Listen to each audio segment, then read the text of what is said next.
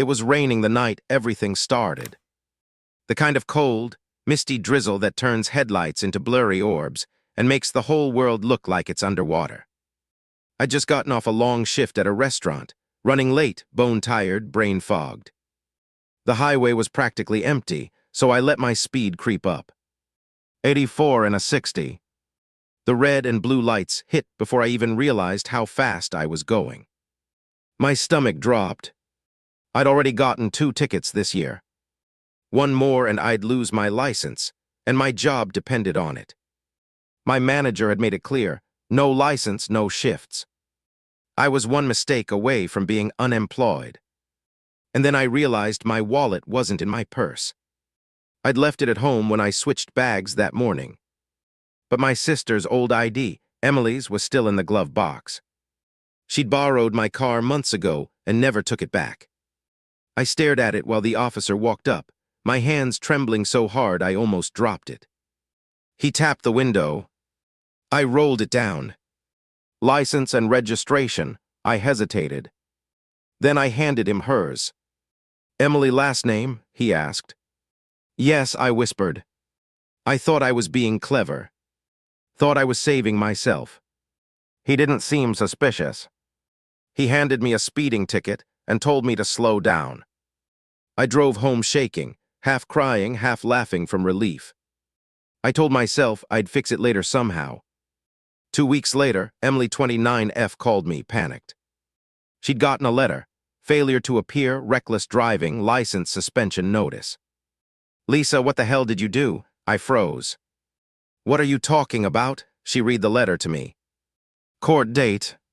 Fines. Her name. Her address. Her license number. That's when I realized the cop must have upgraded the charge after reviewing the footage. My little ticket had turned into a criminal citation under her name. I wanted to confess right there, but Emily's voice cracked. They said I ran from court. That I ignored it. This could ruin my nursing license. I couldn't do it. I couldn't say it was me. So I lied again. "It's a mix-up, Em. Just call the DMV." But when she went down there, the officer recognized her immediately. He told her he pulled her over 2 weeks ago, and she didn't look the same. She didn't have tattoos on her wrist. He remembered mine. By the time she got home that night, she was shaking with rage. She slammed open my door, threw the paperwork on my table, and screamed, "You impersonated me to a cop. That's a felony, Lisa. Are you insane?" I tried to talk, to explain that I panicked. She wasn't listening. "You could have ruined everything," she yelled. "If they think I lied to law enforcement, I lose my job. My license. Everything I've worked for." When she left, I collapsed on the floor and cried until I couldn't breathe. A few weeks later, it got worse. A man in a suit knocked on my door.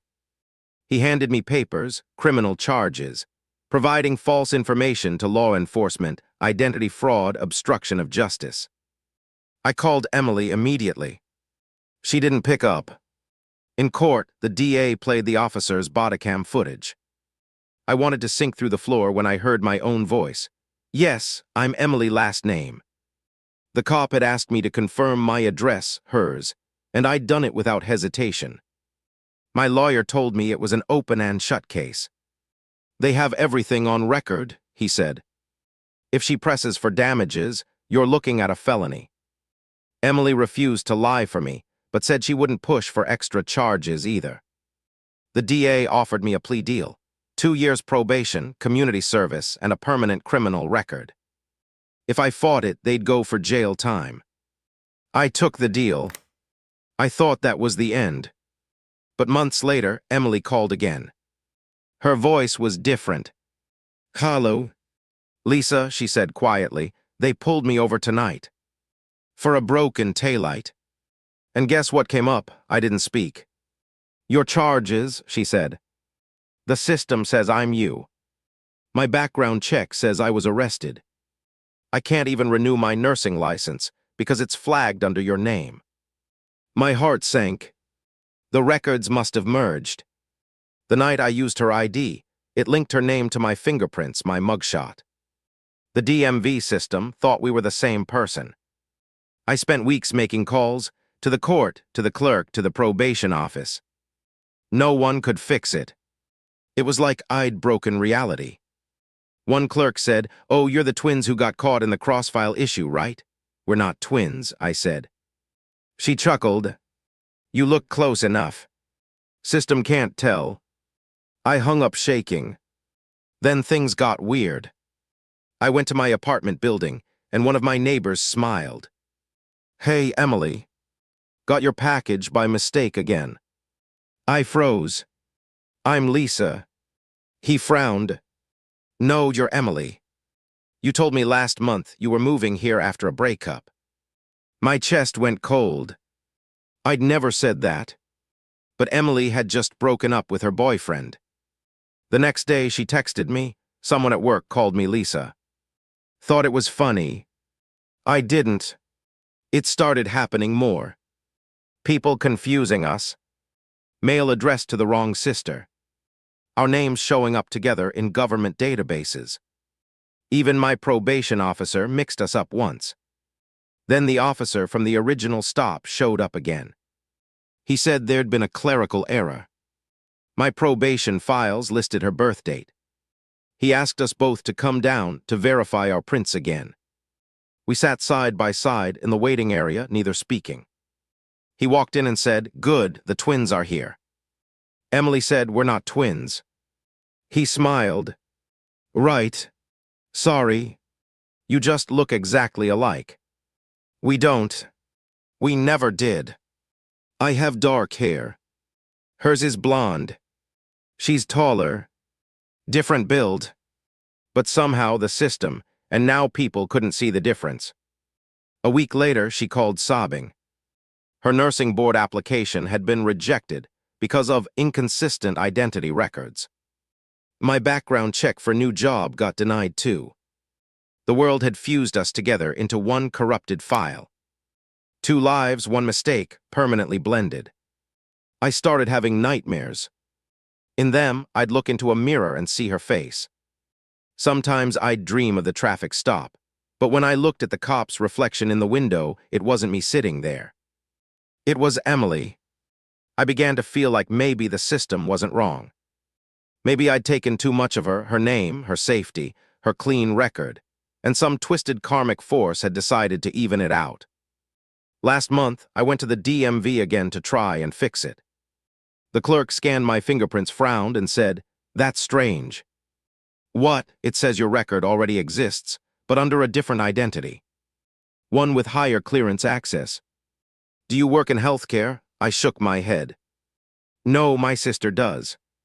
She typed something on her keyboard, then looked at me and said, "There's only one record now. The other one's been purged." "What do you mean purged?" She shrugged. "System only recognizes one sister now." My blood ran cold. When I called Emily later that night, her number went straight to voicemail. I drove to her apartment. It was empty. No furniture. No mail. Her neighbors said she'd moved out weeks ago. I checked her social media, gone. No Instagram, no Facebook, nothing. I went to our parents' house. My mom looked at me strangely. "Lisa, honey, you look tired. You've been working too hard at the hospital." "The hospital?" I asked. She blinked. "You know your nursing job."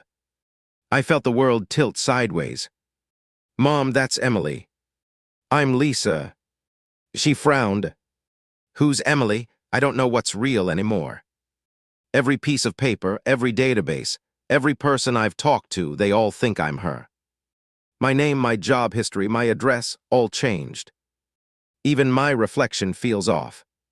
I tried to file a police report, but when I said my name was Lisa, last name, the officer smiled. "Sure thing, Emily. We've got you on record." I looked up at the station monitor showing the mugshots. My own face stared back, but the name underneath said Emily, last name. So maybe I got what I deserved. I pretended to be my sister once, and now I can never stop being her. Am I wrong for what I did that night, or just another victim of my own lie that became the truth?